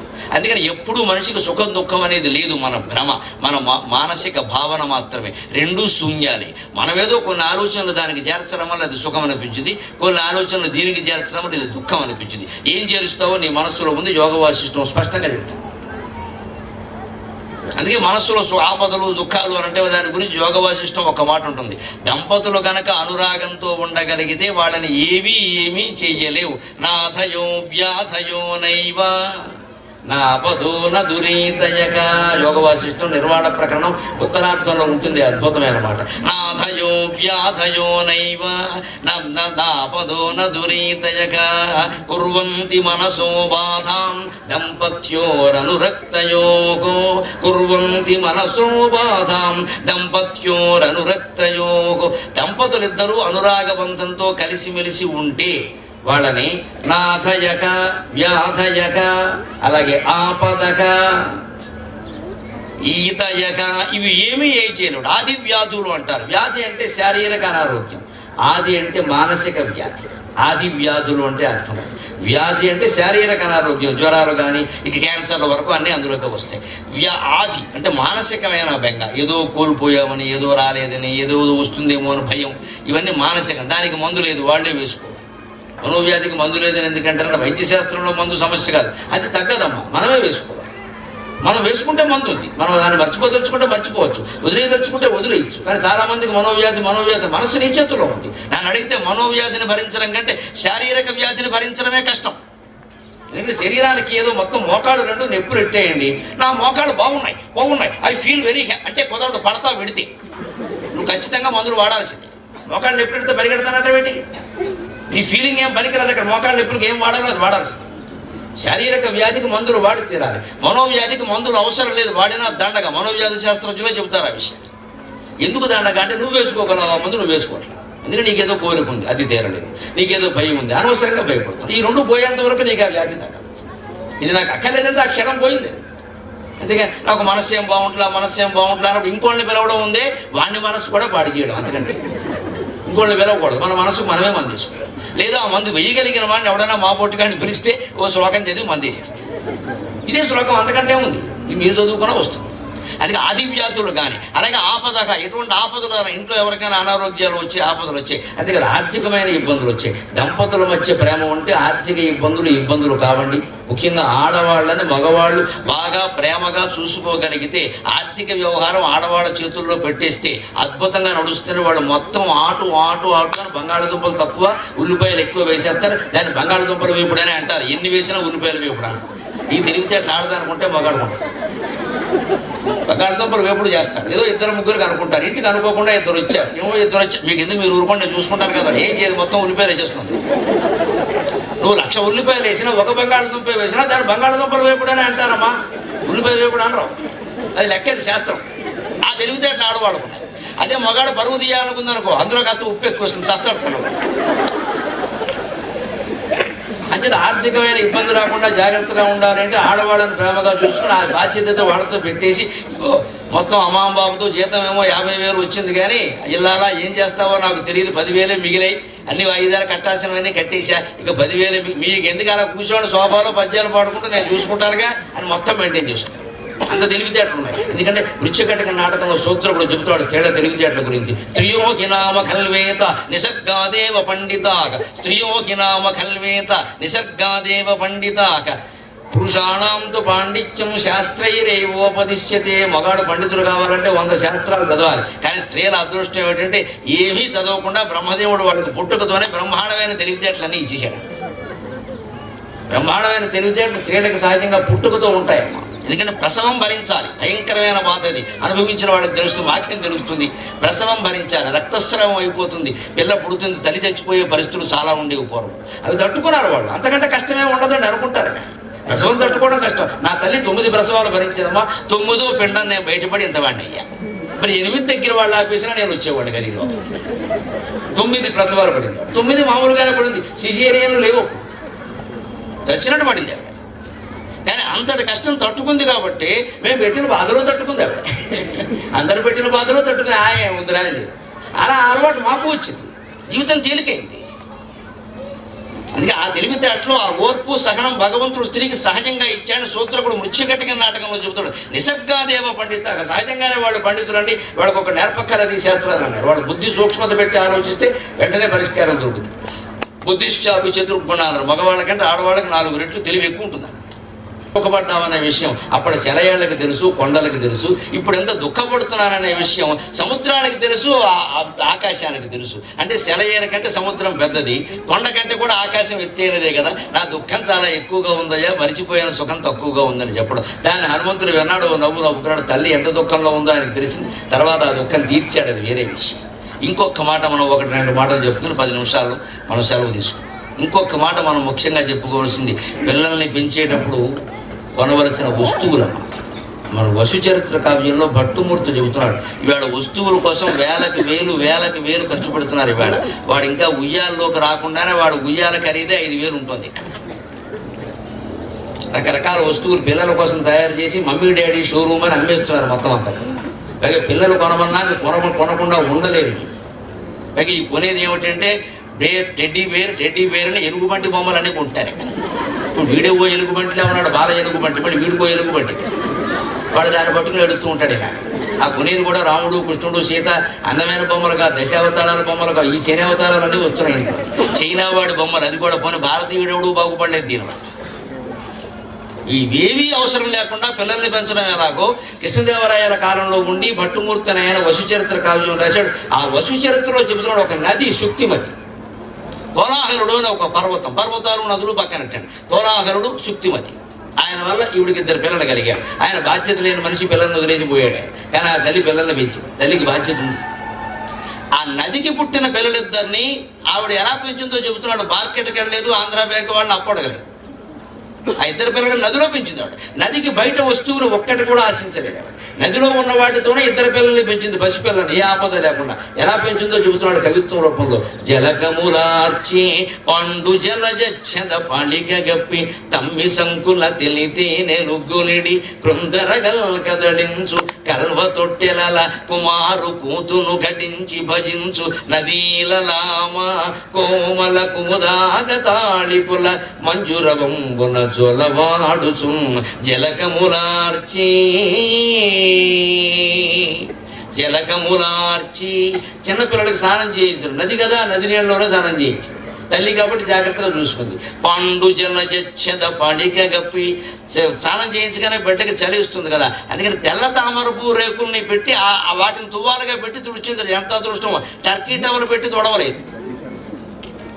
తెల్ల తామర పూరేకులు పెట్టి ఒళ్ళు తుడిచింది. నదిలో తామర పూలు, కలువు పూలు ఉంటాయి కదా, వాటితో ఒళ్ళు తుడిచింది. పిల్లలు ఏమనుకుంటారు, మా అమ్మ ఎక్కడికి వెళ్ళలేదు, ఇక్కడ ఉన్న వాటితోనే ఎలా చేస్తుందో. ప్రేమ ముఖ్యం. పిల్లలకి తరగడాలు, పెద్ద పెద్ద గలీగులు, పెద్ద పెద్ద మంచాలు, వాడు చూడగానే అడిగి తెచ్చిపోయే బొమ్మలు అవసరం లేదు. దానికోసం ఖర్చు పెట్టడం, టాయ్ రూమ్ అనడం, ఈ బాయ్ని తీసుకెళ్ళి ఆ టాయ్లో పారేయడం, మనం కలిపేసుకుని మనం టీవీ చూస్తూ మనం కూర్చోవడం. మన చేతుల్లో పెరిగిన బిడ్డ, తల్లి చేతుల్లో పెరిగిన బిడ్డ సక్రమంగా పెరుగుతాడు. అందుకని జలకములార్చి పండు జలజచ్చద పాడికి గప్పి తెల్ల తామరపు రేకుల్ని తువ్వాలుగా ఉపయోగించింది, అదే దుప్పటిగా ఉపయోగించింది వెచ్చగా ఉండడానికి. తమ్మి సంకుల తెలితేనే రుగ్గులుడి స్నానం చేయగానే బిడ్డకు ఆకలిస్తూ పాలను అడుగుతాడు, ఆకలి అంటాడు. అందుకని నదికి పాలు ఎక్కడి నుంచి వస్తాయండి? ఆవిడ స్త్రీ కాదు కదా. ఏం చేసిందిట? ఆ తామర పూల్లో కలువు పూల్లో ఉండే తేనెని ఆ తామర పువ్వు కలువు పూల్లోనే రేకులు తీసి వాటినే శంఖంగా మార్చి ఉగ్గు గిన్నెగా మార్చి వాటితో ఆ తేనె దాగించింది సహజంగా. ఎక్కడికి బయటకి వెళ్ళదు. ఆ తేనె దాగి పెరిగిన పిల్లలు ఎలా ఉంటారండి? తేనె దాగి పెరిగిన పిల్లలు ఎలా ఉంటారు? అందుకే మన సంప్రదాయాల్లో అడుగులు వేయడం మొదలు పెట్టగానే అరిసెల మీద నడిపిస్తారమ్మా పిల్లల్ని. మన సంప్రదాయం ఇది, తెలుగువారి సంప్రదాయం. ముఖ్యంగా అరిసెల మీద నడిపిస్తారు. ఎందుకని అరిసెల మీద నడిపిస్తారు? ఇంకే వేరే పిండి వంటలు లేవా? నడవకూడదు. ఎవడొద్దాని ఓ స్మార్ట్ ఫోన్ అంటే దాని మీద అడుగు ఏమనొచ్చు కదా, పగిలిపోతుంది, కూడా వదులుతుంది. ఇప్పుడు దాని మీద నడిపిస్తారు, అరిసెల మీద నడిపిస్తారు. ఎందుకంటే అబ్బాయి నువ్వు రేపు వేసే ప్రతి అడుగు ఈ ప్రపంచానికి తీపి పంచి పెట్టాలి నాయన, చేదు పంచి పెట్టద్దు అని చెప్పడానికి అలాంటి ఆచారాలు మనం. అందుకని ఉగ్గు తేనె దాగించిందండి. వాళ్ళు తేనె దాగిన పిల్లల్లాగే పెరుగుతారండి. వాళ్ళకి విషం పూసే అలవాటు రాదండి అసలు. కృందరగలు కదలించు కల్వతొట్టెల కుమారు కూతును ఘటించి భజించు నదీలము. కాస్త కడుపులో పడగానే నిద్ర వస్తుంది కదా, పడుకోవాలనుకుంటారు. అందుకని ఆ కలవ పూల తొట్టెలు, అక్కడే కలవ పూలు కొంచెం విశాలంగా ఉంటాయి తామర పూల కంటే, వాటిలో పడుకోబెట్టింది. అప్పుడు కూడా ఒక సందేహం వస్తుంది, పడుకోబెట్టారు పిల్లలు బాగా మంది జోల పాడాలి కదా, నది జోలపాట పాడలేదు కదా అంటే పట్టుమూర్తి అది కూడా పాటించాడు. కోమల కుముదాగతాళి కుల మంజురవంబున జోలవాడుసు. పద్మాల్లో ఉండే మకరందం కారణంగా వాటిని ఆస్వాదించడానికి తుమ్మెదలు వచ్చాడు. అవి అక్కడ ఝుమ్ ఝుమ్ ఝుమ్ అని ఝంకారం చేస్తుంటే ఆ ఝంకార నాదానికి ఆ పిల్లలు ఆనందంగా పడుకున్నట్ట. అంటే బయట నుంచి ఒక వస్తువు తేకుండా నదిలో ఉన్నటువంటి పరికరాలు వస్తువులతోనే పిల్లల్ని అంత అందంగా పెంచింది. మనం ప్రేమ అనేటువంటి పెట్టుబడితో ఇంట్లో ఉన్న వస్తువులే ఉపయోగించి పిల్లల్ని పెంచలేమండి. పిల్లల్ని పెంచడం పెద్ద బడ్జెట్ అయిపోయింది వేళ. ఈ ఆలోచన చేస్తే మనం ముందుకెళ్ళాలి. ఇంకొక మాట, ముఖ్యంగా గృహస్థాశ్రమం బాగుండాలంటే మనం తెలుసుకోవాల్సింది, ఇవాళ ఒక దారుణమైన సంస్కృతి మన పిల్లల జీవితాల్లో ప్రవేశించింది. అందుకే సంపాదించని తల్లిదండ్రులను వాళ్ళు భారంగా భావిస్తున్నారు, భయంకరంగా భావిస్తున్నారు. పెళ్లి కూతుళ్ళు పెళ్లి కొడుకులు నెట్లో పెట్టుకుంటున్నారండి. ఇవాళ పెళ్లి కూతురు నెట్లో సంప్రదిస్తే ఆవిడ ఏం పెడుతోంది అంటే, మీ ఇంట్లో పాత సామాన్లు ఏమైనా ఉన్నాయా అని అడిగింది. వాడు పాపం ఏం చెప్పాలో తెలియక పాత సామాన్లు ఎందుకుంటాయి, మా నాన్నగారు ఎప్పటికప్పుడు పాత సామాన్లు బయట పారేస్తారంటే, మీ నాన్నయ్య పాత సామాన్ అంటే అర్థం అని చెప్పింది. పెళ్లి కూతురు దృష్టిలో అత్తమామలు పాత సామాన్లు అమ్మా ఈవేళ. అంతేకాదు ఇంకో కొత్త మాట ఈ మధ్య పుట్టించారు, స్టోర్ రూమ్. స్టోర్ రూమ్ అంటున్నారండి అత్తమామలు. స్టోర్ రూమ్ ఉందా అంటే స్టోర్ రూమ్లో పడేద్దాం వాళ్ళని, వాళ్ళు మనకి మన దగ్గర రావడానికి లేదు. ఈ ధోరణి ఎందుకు వచ్చిందండి? మనం ఆలోచిద్దాం ఎందుకు వచ్చిందో. వాళ్ళ మనస్తత్వాలు ఎందుకు మారే? వాళ్ళకి ఇదివరకు మేము మనం చదువుకునేటప్పుడు కలం వాడితే ఒక కాలంలో ఇంకు పోసుకునేవాళ్ళం. ఇంకు సీసా కూడా ఒకటి ఉండే. కాలం ఎప్పుడు ఒకటే. 6వ తరగతి నుంచి 7, 8, 3 తరగతులు అయ్యే వరకు మాకు వేరే కాలం లేదు, ఒకటే కాలం. 2వ కాలం కొనమంటే మా నాన్నగారు చదువు మానేమని, నీకు చదువుకు మళ్ళీ 2 కాలాలు ఎందుకు పని లేక. ఇప్పుడు ఏమొచ్చాయండి pens, use and throw, use and throw, use and throw. అదేవిధంగా పేరెంట్స్ కూడా యూజ్ అండ్ త్రో, తోసాయి ఓల్డేజ్ హోమ్. ఉన్నంతకాలం వాడుకో, వాళ్ళు ఫీజులు వాళ్ళు కడతారు, వాళ్ళు కావాల్సిన బండి కొనిపించుకో, కారు కొనిపించుకో, పెళ్లి చేయించుకో, క్యాటరింగ్ పెట్టించుకో, అన్నీ అయ్యే తల్లిదండ్రులు యూజ్ అండ్ త్రో, తోసిపార. ప్రతి వస్తువు use and throw, use and throw, use and throw. నేను టార్చరేట్ వాడుతూ ఉంటాను. ఇప్పుడు కూడా నాకు సంచులు ఉంది. నేను వెళ్ళేటప్పుడు చీకటి, నాకు పుస్తకం చదువుకోవడం అలవాటు. వచ్చేటప్పుడు నేను పుస్తకం చదువుకుంటూ వచ్చాను. నన్ను తీసుకొచ్చిన వాళ్ళు అక్కడ నేను పుస్తకం చదువుకుంటూ వచ్చాను, ఒక కావ్యం చదువుతూ వచ్చాను. ఇప్పుడు వెళ్ళేటప్పుడు కూడా నా ఇంటికి వెళ్ళడానికి 1 గంట పట్టచ్చు. నేను సమయం వృధా చేయరా, నా తల్లి నాకు నేర్పింది. నేను పుస్తకం చదువుకుంటూ పెడతాను, నేను టార్చ్ లైట్ పట్టుకుని పెడతాను. మొన్న ఎక్కడో ఒకసారి వెళ్ళినప్పుడు ఇలాగే ఓ టార్చ్ లైట్ మర్చిపోయా, పట్టుకెళ్ళి నాకు దొరకల. మార్కెట్కి వెడితే use and throw torch light వచ్చింది నాడు. ఇదేం కూడా రా బాబా, ఓ టార్చ్ లైట్ ఎంత ఉంటుంది, దాంట్లో ఏవో సెల్స్ వేసుకుంటా కాదుట. ఒక్కసారే ఒకటి సెల్ కూడా వాడే వేస్తాట, అది టిక్కుమంట. ఏదో 2 రోజులు 3 రోజులు పెరుగుతుంది, అవతల భార్య. మొత్తం ప్లాస్టిక్ చెత్త ఎంత పెరుగుతుందంటే బయట. నేను కొనలేదు కావాలి. నా పాత టార్చ్ లైట్ ఎక్కడ పోయిందో నేను వాళ్ళకే 2-3 ఫోన్లు చేశా. వాడు పాపం మర్యాదస్తులు నా ఇంటికి పట్టుకొచ్చి ఇచ్చారు. కారులో ఉంటుంది, ఎక్కడ పోతుంది నా వస్తువు నాకు దొరికి. కానీ నాకు ఆశ్చర్యం ఎక్కడంటే torch light use and throw, pen use and throw, అన్నీ యూజ్ అండ్ త్రో. తల్లిదండ్రులు కూడా యూజ్ అండ్ త్రో. వాడుట పారివేయుట అలవాటుగా మారిన మీ కథాన, వాడుట పారవేయుట అలవాటుగా మారినది ఈ జగాన. కాపాడు కృతజ్ఞత గణము వస్తువులైన మనుష్యులైనను, కాపాడు కృతజ్ఞత గణము వస్తువులైన మనుష్యులైనను. వాడుకబట్టి పుట్టెడిని వస్తువులు ఇంతకు ముందు, ఇప్పుడు వాడక బుద్ధి పుట్టెడిని వస్తువు చూచిన ఎంత చిత్రమవు. సాగర ఘోష కావ్యంలో రాశాను నేను. మన జీవితాలు ఎలా ఉన్నాయి, వాడడం పారివేయడం అనేది బాగా అలవాటైంది. అందుకే మనుషుల విషయాన్ని కూడా అలాగే ప్రవర్తిస్తున్నాం. మన అవసరాలు దిగానే అవతల బొమ్మని చెబుతున్నాం. మన ఇంట్లో ఏదైనా సేవ అవసరమైతే అక్కనో చెల్లెలనో తోడలున్నో మేనలున్నో రమ్మంటున్నాం, అది అయిపోగానే వాడు భారంగా భావిస్తున్నాం. మళ్ళీ తిరిగి వాడి ఇంటికి వెళ్ళాలంటే వాడు కుదిరింది కానీ మనకు కుదురుతుందా అని మాట్లాడుతున్నాం. వాడుకుని వాడేది. ఇది అలవాటు అవడం వల్ల ఏమైంది, వస్తువులు ఇదివరకు ఎంత వాడకం ఉందో దాన్ని బట్టి వస్తువులు పుట్టి. ఇప్పుడు అలా కాదు, మనం షాపింగ్ కోసం బయలుదేరుతున్నాం చూడండి. ముఖ్యంగా కుటుంబాల్లో ఉన్న వాళ్ళందరూ షాపింగ్కి బయలుదేరుతారు. కొంతమందిని మీ హాబీస్ ఏమిటి అంటే ఏదో టీవీ చూడడం, సినిమాలు చూడడం, ఈ మాట్లాడడం హాబీ అంటే పర్వాలేదు. Shopping is my hobby. ఆ మొగుడు ఎవడో ఆరిపోతాడు అనుమానం. షాపింగ్ నీ హాబీయా? చచ్చిపోవడవాడు. షాపింగ్ హాబీ ఏమిటమ్మా? అవసరమైతే షాపింగ్ చేయాలి కానీ షాపింగ్ హాబీయా అంటే అలవాటు. అంటే ఇప్పుడు ఏమీ పని లేకుండా కారు వేసుకుని ఒక్క సంచి కూడా పట్టుకెళ్లకుండా పెడుతుంది. అక్కడేవో 2 గేదెలు 3 దొనపోతులు కనపడతాయి. అవన్నీ సంచుల్లో పెట్టి పట్టుకొస్తుంది. ఇదంతా అప్పేగా. షాపింగ్ హాబీ ఏమిటండి? అవసరమే కొనాలి. ఇదివరకు వాడుకను బట్టి వస్తువులు పుట్టేవి. ఇప్పుడు అలా కాదు, వస్తువు చూసే ఇది మన ఇంట్లో లేదుగా అని వాడేస్తున్నాం. మనకు అవసరం ఉన్నా లేకపోయినా సరే. మన ఇంట్లో ఓ సోఫా సెట్ ఉంది, బయట పెద్ద పత్రికలో ప్రకటన వచ్చింది, ఇంత పెద్ద సోఫా, అదో పెద్ద ఏనుగు ఐరావతంలో ఉంది, దాని పక్కన 2 కుర్చీలు, ఓ చిన్న ఏనుగులు దిగ్గజారు, ఇవన్నీ కలిపి 2 లక్షలు అంటాడు. వాడు ఆ మాట పైన చెప్పడు. చాలా తక్కువలో వస్తుంది ఇన్స్టాల్మెంట్ అని ఓ చుక్క ఎడతాడు. ఆ చుక్క మనం చూడం, ఆ చుక్కలోనే ఉంటుంది మొత్తం. చూస్తాం కింద ఉంటాయి, షరతులు వర్తిస్తాయని ఉంటుంది. Conditions apply. అక్కడికి వెళ్తే సరిపోతుంది కండిషన్. అక్కడ 2 లక్షలు ఒకసారి అడగడు వాడు. మొదలు 10-20 వేలు కడితే చాలు, తర్వాత నెలకు 5,000 అంటాడు. అందుకని మనం ఏం చేస్తాం, 1వ తారీఖు జీతం రాగానే సోఫా వాయిదా, టీవీ వాయిదా, మిక్సీ వాయిదా, అన్ని ఫ్రిడ్జ్ వాయిదా, చివరికి సుఖ సంసారం కూడా వాయిదా. ఈ వాయిదాల పద్ధతిలో వస్తువులు కొనకుండా డబ్బు ఉంటేనే వస్తువు కొంటాం, మన అవసరమైతేనే వస్తువు కొంటామని ఒక దోక పుస్తకం లాంటిది ఫోన్ దగ్గర ఎక్కడో బల్లమే పెట్టుకుని అవసరమైన వస్తువులేవో అక్కడ రాసుకుని అవసరమా కాదా అని 10 రోజులకోసారి ఆలోచిస్తే అవసరం అనిపిస్తే 2 నెలల తర్వాత కొంటే ఈ లోపు సగం వస్తువులు అవసరం లేదని అర్థమవుతుందమ్మా. మనిషి మనస్తత్వం. దాన్ని మనం అలవాటు చేసుకోవాలి. చివరిగా ఒక్క మాట చెప్పుకుని మనం సెలవు తీసుకుందాం. ముఖ్యంగా ఈ వాడటం బారవేయడం అనే మాట వాడడంలో నా ఉద్దేశం, పెద్దవాళ్ళైన తల్లిదండ్రులు ఇంట్లో లేకపోతే ఆ ఇంటికి శని పెట్టినట్టే లెక్క. మా ఇంట్లో మా అమ్మగారు ఉన్నంతకాలం, మా దురదృష్టవశాత్తు మా చిన్నతనంలోనే, నాకు 24 ఏళ్ల వయసులోనే తండ్రి పోయాడు. నాకు తల్లి తండ్రి 2 ఆవిడ. మా అమ్మగారు మా ఇంట్లో ఉండడం వల్ల మాకు వైద్యం ఖర్చు లేదండి. ఆవిడ ఉన్నంత వరకు 91 సంవత్సరాలు బతికింది ఆవిడ 2012 వరకు. నేను కానీ, నా భార్య కానీ, పిల్లలు కానీ డాక్టర్ దగ్గరికి వెళ్ళి ఏదో ఊరికి అత్యవసరమైతే చూపించుకుని రావడమే కానీ మందులు వాడే పని లేదండి. ఇంట్లో ఉండే ధనియాలు, జీలకర్ర, వెన్నపూస, పాలు, పెరుగు లాంటి మందులతో మా అమ్మ మొత్తం వైద్యం చేసేసింది. అంతటి వైద్యం ఇప్పటికి కూడా. మా అమ్మ వయసు కదమ్మా, నా వయస్సు కొంచెం 60-70 ఏళ్ళు ఉన్నవాడు. నాకు ఇంకా 60-70-80 ఏళ్ళ వాడు మీ ఇంట్లో తల్లిదండ్రులుగా ఉంటే అది మన అదృష్టంగా భావించాలి. బంధువుల్లో ఉన్నా సరే అదృష్టంగా భావించాలి. వాళ్ళకి జీవితానుభవం చాలా ఉంది. చాలా చిట్కా వైద్యం చెబుతారు. దీనికి ఎందుకింత ఖర్చు? ముందు మనోధైర్యం చెబుతారు. పిల్లకి ఏదైనా కొంచెం ఒళ్ళు వెచ్చపడితే తల్లి కంగారు పడిపోతుంది. ఎందుకంటే ఈ తల్లి వయస్సు ఎంత, 25-30 ఏళ్ళు ఇంత చేస్తే ఇవిడికి అనుభవం లేదు. పిల్లని చచ్చిపోతూ ఉంటుంది ఇక్కడ. అందుకని ఈ 30 ఏళ్ళ ఆవిడ ఇంట్లో కనుక 60 ఏళ్ళ ఆవిడ ఉంటే ఊరుకోవే, మేము పడలేదా నీతోటి, ఇవంత కంగారు పడుతున్నాం, పిల్లల దాకా జ్వరం రాదా అని ఎవరు 2 మాటలు ముందు ధైర్యంగా చెబుతారండి. ముందు పిల్ల ధైర్యంగా ఉంటుంది. లేదా కంగారు పడిపోయి ముందు ఈవిడ పైన కిల్లర్ మింగేస్తుంది ఇక్కడ తల్లి. అటువంటి మంది వస్తున్నారు. అదే పెద్దవాళ్ళు ఇంట్లో ఉంటే అది సుఖం అండి. ముందు వైద్యం అవసరం లేదు ఖచ్చితంగా. అంతేకాదు మనోధైర్యం. ఏమొచ్చినా సరే మేము తట్టుకున్నామని వాళ్ళ జీవిత అవసరాలు, వాళ్ళ జీవిత అనుభవాలు చెబుతారు. మగలు గోడి రేలు బగలు గోడ అనురాగ గంధము నలదు కొనుడు చిన్ని పాపలతోడ చిగురుటాకుల నీడ గుజ్జన గుళ్ళలో కుదురు కొనుడు చిన్ని పాపలతోడ చిగురుటాకుల నీడ గుజ్జన గుళ్ళలో కుదురు కొనుడు రాలిపోవక ముందే సోలిపోకుండగా మిగల మృగ్గిన పండ్ల మేలుగనుడు రాలిపోవక ముందే సోలిపోకుండగా మిగల మృగ్గిన పండ్ల మేలుగనుడు దానయ్యల దానములటులుంచి అవసరమునకైనా ఆదుకొనుడు దానయ్యల దానములటులుంచి అవసరమునకైనా ఆదుకొనుడు ఇది గృహస్థాశ్రమంబు